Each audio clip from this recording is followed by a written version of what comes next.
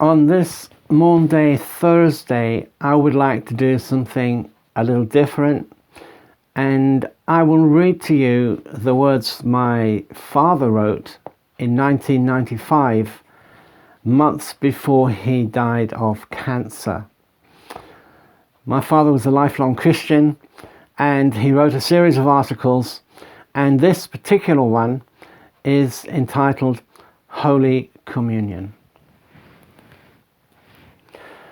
Holy Communion is a divine mystery, and even a great deal of disunity has been caused among Christians about the how and why of this sacrament, instead of concentrating on the aspects of which almost all Christians should agree. It is a very special gift that Jesus gave us in the last hours of his earthly life. If we knew we were shortly going to die a cruel death, would not our thoughts be centered on ourselves?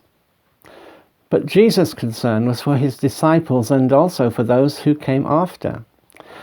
He instituted this sacrament, an outward sign of an inward and spiritual grace, as a remembrance of the benefits we gained by his one true and perfect sacrifice of his death and resurrection.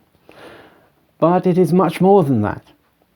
In Acts chapter 2 verse 46 we read that the early Christians did this as part of their worship, and almost all Christians have continued to do so down the ages.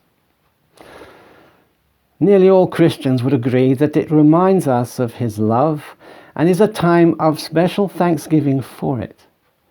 But how much more did our Lord mean by it? Let us think carefully of the meaning.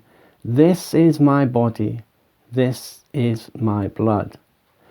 The outward and visible bread and wine the Lord consecrates by the prayers of his ordained ministers, priests, and people. What a marvelous gift he gave us, not just a token, but his very self.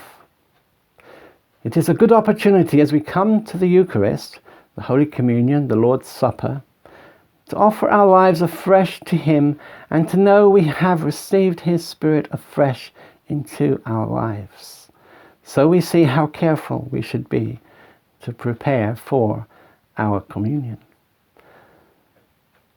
He is always present, but he comes to us especially through this sacrament of love.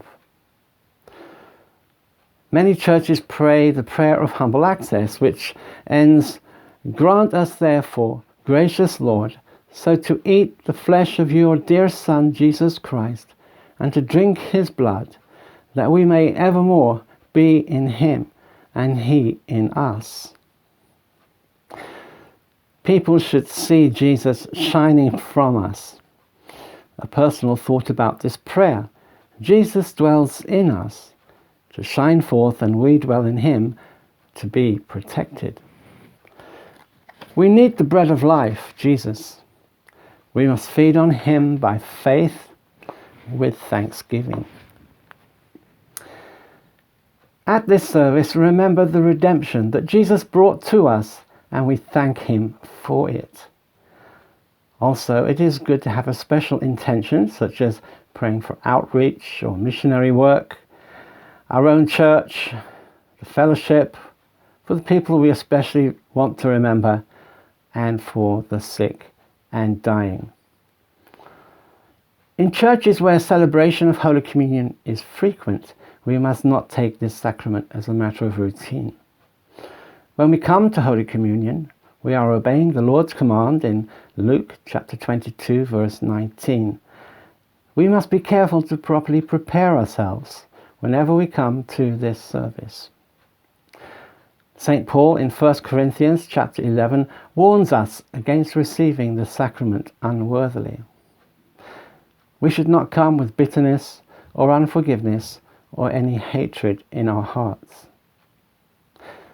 It is important that we respond to the great gift of Jesus' presence in our daily lives.